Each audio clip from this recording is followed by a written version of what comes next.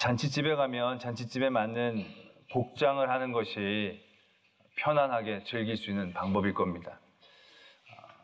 상인한 곳에는 또 상복을 입고 가야 그 위로를 함께 할 수 있는 복장이 될 것입니다. 우리는 그것을 이제 드레스 코드라고 얘기들을 합니다. 그 상황과 환경에 맞는 적당한 복장을 입는 것이 또 의미 있고 중요한 일이 되어집니다.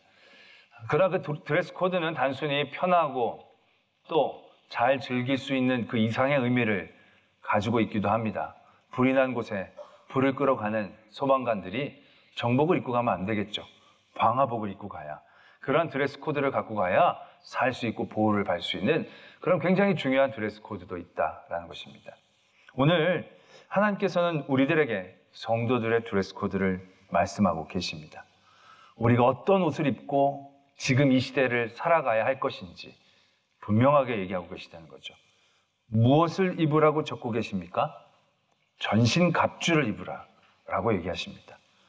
파티복이 아니라, 여행복이 아니라, 운동복이 아니라 전신갑주를 입으라 라고 말씀하고 계시는 겁니다. 이건 단순히 우리에게 전신갑주를 입으라 라는 의미에서 끝나는 게 아닙니다. 지금 우리가 살고 있는 이 삶의 자리가 어떠한 상황인지를 우리가 분명하게 인식하게 해주시기 위한 복장이다라는 얘기죠. 하나님이 우리에게 잔치를 벌이라고 전신갑주를 입으라고 하시는 겁니까? 운동을 하라고 전신갑주를 입으라고 하신 겁니까? 편안하게 평안을 누리기 위해서 전신갑주를 입으라고 얘기하신 겁니까? 아닙니다. 전신갑주를 우리에게 입으라고 하시는 이유는 우리가 사는 이 삶의 자리가 전시다라는 것을 우리가 인식하게 하시는 뜻이다라는 것입니다. 여러분들은 오늘 어떤 드레스 코드로 교회 나오셨습니까?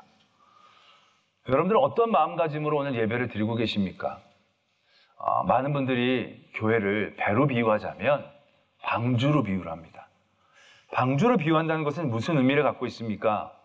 절체절명의 순간 가운데 있다는 걸 의미하는 겁니다. 왜냐하면 방주 바깥은 죽음입니다. 홍수입니다.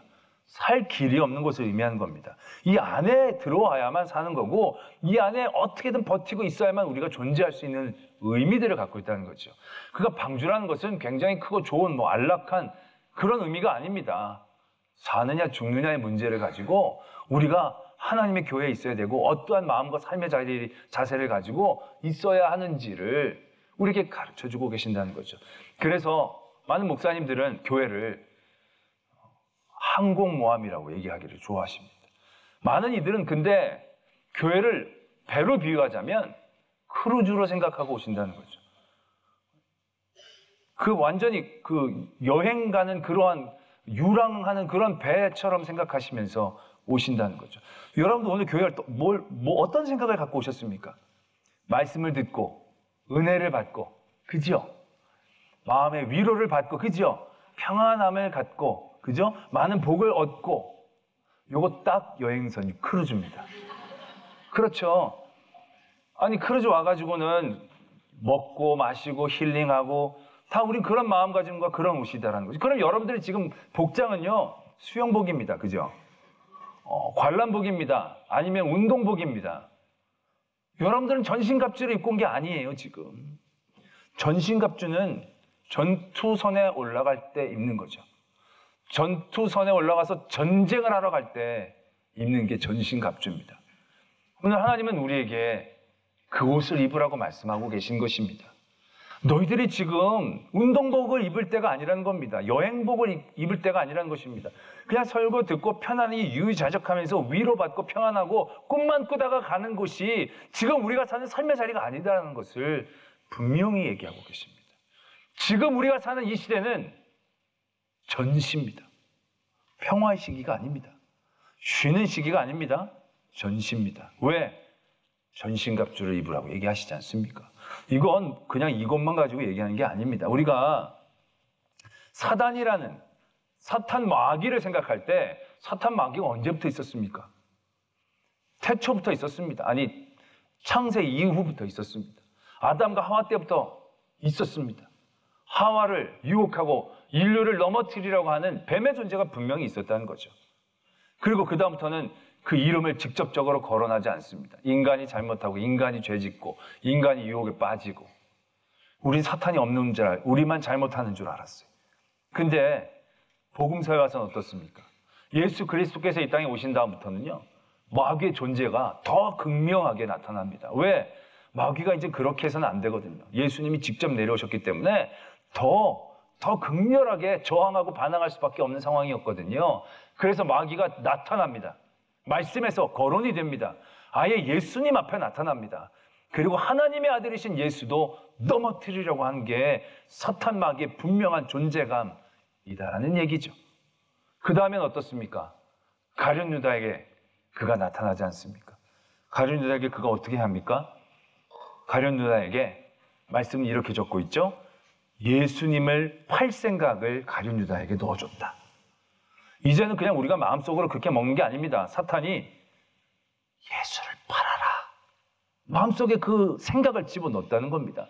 근데 생각을 집어넣어가지고 막 고민하는 걸로 끝나는 게 아닙니다. 말씀에 보면 예수님께서 가룟 유다에게 떡 조각을 딱 떼어 주시니까 말씀이 이렇게 적고 있습니다. 마귀가 그 속에 들어간지라. 마귀가 가룟 유다의 속으로 들어가서 가룟 유다를 지배하기 시작한 거죠. 숙주처럼 그 안에서 그를 조종하고 그를 다스리고 그를 사용하고, 그래서 예수 그리스도를 넘어뜨리려고 하는 직접적인 개입들을 우리는 보게 되어진다는 얘기죠. 그냥 어스럼풋하게 있는 존재가 아니었다는 겁니다. 극명하게 지금도. 그래서 사도 바울도 이 마귀에 대한 존재를 분명하게 얘기합니다. 오늘도 마귀의 관계를, 지금도 우리가 사는 이 시대는요, 그냥 평안하게 그냥 우리가 교회만 왔다 갔다 하면 되는 시기가 아니라는 거예요. 마귀가 관계를 놓고 우리를 넘어뜨리려고 하는 그런 시대에 우리가 살고 있다는 거예요. 이 앞에서도 보면, 에베소 4장에서도 보면 우리가 분을 내도 분을 오래 품지 말아라. 왜? 마귀에게 틈을 주지 말라. 마귀는 우리의 틈 가운데 늘 도사리고 있다는 것을 우리에게 분명히 경고하고 계신다는 거죠. 이건 우리들 주변뿐만이 아닙니다. 사도 바울도 인정했습니다. 사도 바울도 내게 육체의 가시, 곧 사탄의 사자를 주셨으니, 그가 육체의 질병을 가지고 사탄이 그를 얼마나 밀가부르듯이 까부리려고 했던 시도들을 그는 분명히 인지하고 있었다는 거죠. 단순히 아픈 것만이 아니라 사탄이 그것을 사용해서 자기를 얼마나 힘들게 하려고 하는지에 대한 인식이 있었다는 거죠. 베드로 후서에는 아주 분명하게 얘기합니다. 근신하라, 깨어있으라. 사탄 마귀가 우는 사자와 같이 우리 주변에 있다는 것을 분명하게 경계하고 계신다는 거죠. 이렇게 말씀이 우리에게 분명히 얘기하고 계시는데 우리가 어떻게 파티복을 입고 교회에 올 수가 있냐는 거죠. 이렇게 우리에게 지금도 우리 옆에서 어떻게 그들이 어떠한 계획을 가지고 넘어뜨리려고 하는지 모르는데 우리는 놀이복으로 입고 올 수 있냐라는 것이죠. 전시이다라는 것입니다. 전시는 무엇을 의미하는 것입니까? 평상시에는요, 총구를 겨눠도요 괜찮습니다. 왜? 그거는 이제 총알이 없을 테니까요. 공포탄일 테니까요. 근데 상황이 전시라면 그냥 단순히 놀리고 게임하자는 게 아닙니다. 죽이자는 거거든요. 우리가 그러한 인식을 가지고 우리의 삶의 자리에서 여러 가지 사탄의 관계에 대해서 우리가 대적하고 대항하고 깨어 있어야 한다는 것입니다. 여러분들 예배를 드리는데 평상시면요, 옆에서 야, 설교 듣지 마, 설교 듣지 마. 이거는 놀이입니다. 그냥 장난치는 겁니다. 그렇죠. 친구들끼리 막 그런 거 많이 하죠. 지금도 뭐 옆에 앉아서 쿡쿡 찌르면서 말하고 그러잖아요. 죽이자고 그런 게 아니니까. 근데 그게 그렇게 간단한 얘기가 아니라는 겁니다. 그게 우리는 장난치자고 한 얘기처럼 들리지만 장난치자고 한 얘기가 아니에요. 전시니까 죽이자고 드는 얘기로 들어야 된다는 거예요. 야야야야, 핸드폰 얘기 좀 봐봐.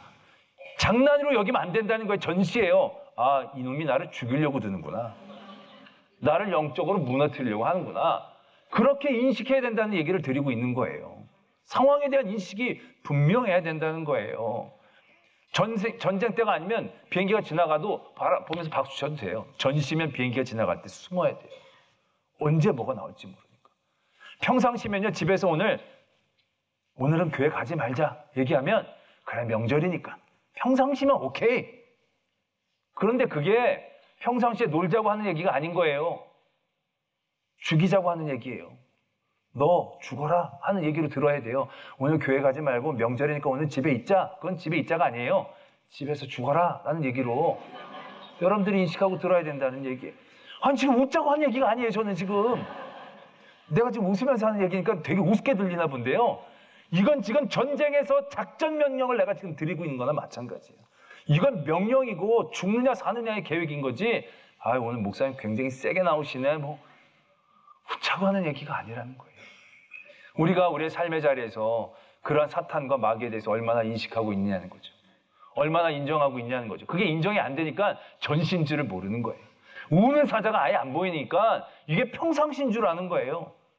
나를 가만히 뭐 내가 틈이 좀 있어도 해줄 거 들어온 생각이 없으니까 괜찮은 때인 줄로 생각하는 거예요. 절대 그렇지 않다는 거예요.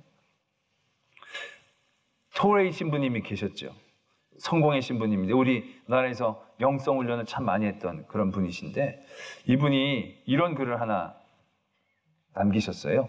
글이 많은데 그중에 사탄의 지령이라는 제목의 글이에요. 길지 않아요. 근데 이게 뭐냐면 사탄의 대장이 한국 지부장에게 편지를 보내는 그런 형식으로 글을 쓰신 거예요. 근데 그 글에 굉장히 영적인 우리에게 주는 경고와 통찰력이 있는 것을 발견하게 됩니다. 그러니까 대장이 한국 지부장에게 얘기를 하는 거예요. 그러면서 이제 한국을 무너뜨려야 되는데 그 단계를 잘 설정해야 된다. 첫 번째 박해는 참 어리석은 일이시다. 왜냐하면 역사상 박해를 해가지고 사라진 적은 없다. 오히려 막 더 열심히 믿고 더 깊이 믿는 일들만 있었으니까 그건 아무 때나 사용하는 게 아니라 박해하지 말아라고.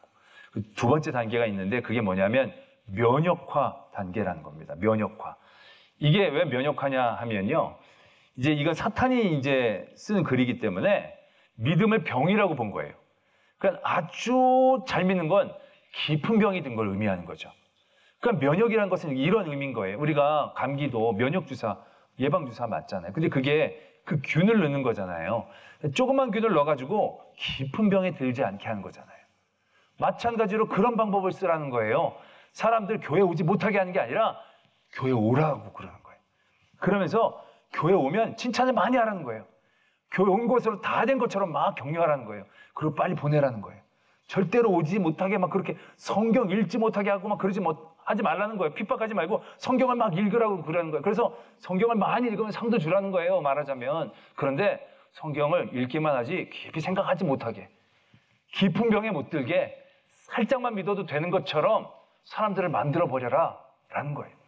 이게 얼마나 효과적인지. 그래서 사람들이 그걸 잘 안 들으면 그 틀을 만들라는 거예요. 광신적이다. 너무 미친 듯이 믿는다. 그렇게까지 믿지 않아도 된다. 너무 정상적이지 않다. 너무 전통적이지 않다. 신학적이지 않다. 그런 말들을 통해서 사람들이 믿기는 믿되 그 병에 살짝 걸리기는 걸리되 깊은 병에 들어가지 못하도록 면역화시키라 라는 것입니다. 이거 굉장히 치명적인 얘기죠. 우리도 보면 그렇지 않습니까?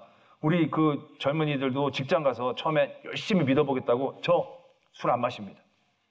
딱 그러면 제일 위험한 사람들이 누군지 아세요? 마셔도 돼. 나도 집사야. 마셔도 돼. 나도 처음엔 그랬는데 그럴 필요 없더라고. 마셔도 돼. 그렇게 깊게 별나게 안 믿어도 돼. 별나게 하는 거 안 좋아하실 수 있어. 다른 사람들이 싫어하는 거 부담되지 않겠어? 이 정도만 해도 훌륭해. 딱 깊이 더 하나님을 믿고 알아가려고 하는 데까지 나아가지 못하게 한다는 거예요. 이런 경우도 있어요. 처음 예수님 믿고 그 기쁨으로 막 새벽 기도도 나오고 저녁 기도도 나오고 막 봉사도 열심히 하려고 그러면 구역장님이 그렇게 열심히 하지 마. 뜯어 말린다는 거예요. 그러다 나중에 병나? 그러다 나중에 더 넘어져? 뭐 이런 식으로 붙잡는다라고 하는 교회가 있었다라고 얘기하는 걸 들었습니다. 우리 교회 얘기 아니고요. 그렇다는 거예요. 다들 면역 살짝만 아픈 거예요. 지금 사탄이 보기에 깊게 아프지 않게 그렇게만 만들어 놓은 거라는 거예요. 그리고 나서 세 번째는 우리가 잘 아는 타락화, 세속하는 거죠. 절대 못 만나게 하지 말고 또 막 모이게 하되 많이 모인 걸 기쁘게 만들라는 거예요. 그리고 성도들에게 돈도 좀 많이 주라는 거예요. 그래서 돈을 많이 벌어서 나는 이제 복 받았고 하나님에게 인정받았다고 생각하라는 거예요. 그리고 앞으로 돈 많이 벌면 내가 잘 믿고 있는 것처럼 생각하게 만들라는 거예요. 모든 가치의 기준이 세상 것과 거의 비슷하게 만들어 가라는 거예요. 그래서 교인들 중에서 정치인들도 만들어 놓으라는 거예요. 그래서 그 사람들이 당선도 되고 그래가지고 그 사람들이 교회가 하는 일들을 잘 돕게 만들라는 거예요. 그래서 잘 도와가지고 형통하게 일들이 이루어져서 교회가 부도 쌓고 힘도 가져서 사람들이 교회는 부자고 교회 가면 힘도 있고 도움도 받을 수 있게 사람들을 모이게 하라는 거예요. 그러면서 정작 중요한 예수 그리스도는 잊어버리게 만들라는 거죠. 그러면서 그 편지의 마지막 부분이 이렇게 정리가 됩니다. 이제 이게 사탄 대장이 그 부하 이제 지부장에게 주는 화법입니다. 이런 일이 일어나면 당신은 이름만 빼놓고는 모든 면에서 싸움에 이기게 된 것입니다. 사람들은 여전히 원수의 이름을 이 원수가 예수님입니다.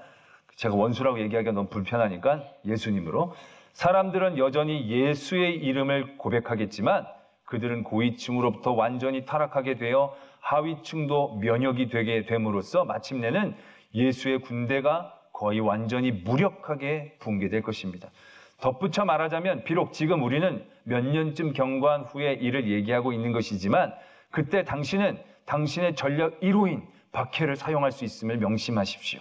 그러나 그때는 비기독교인에 의해서가 아니라 열심인 자들에 대한 야가 빠지고 불순한 크리스찬들에 의한 박해입니다.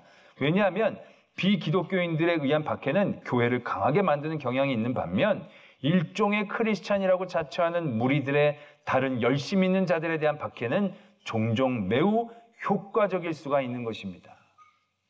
라고 그 글이 적고 있는 것을 보게 됩니다. 무엇을 의미합니까?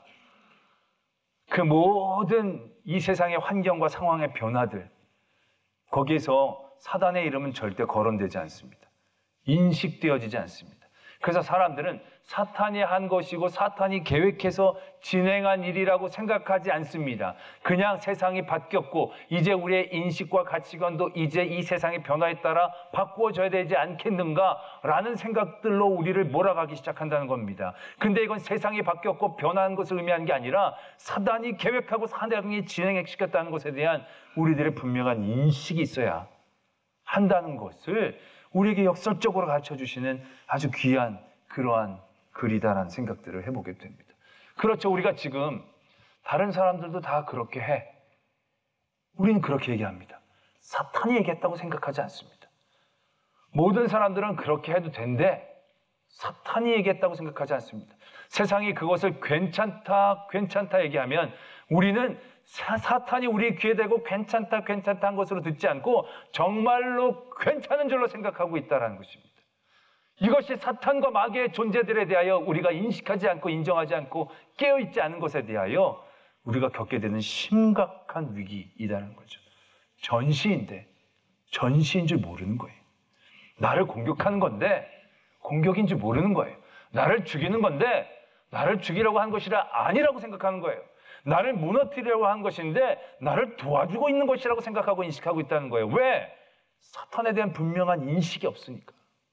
사탄의 관계에 대한 분명한 경계심이 없고 우리의 삶의 자리에 대한 전시라는 깨달음이 우리에게 너무 없으니까 우린 그냥 무기력하고 나태하고 그리고 어리석게 행동하게 되어지는 것을 발견하게 된다는 것이죠. 할렐루야. 때문에 우리는요, 우리의 삶의 자리인 모든 그러한 일들, 속삭임들, 예수 그리스도를 팔까?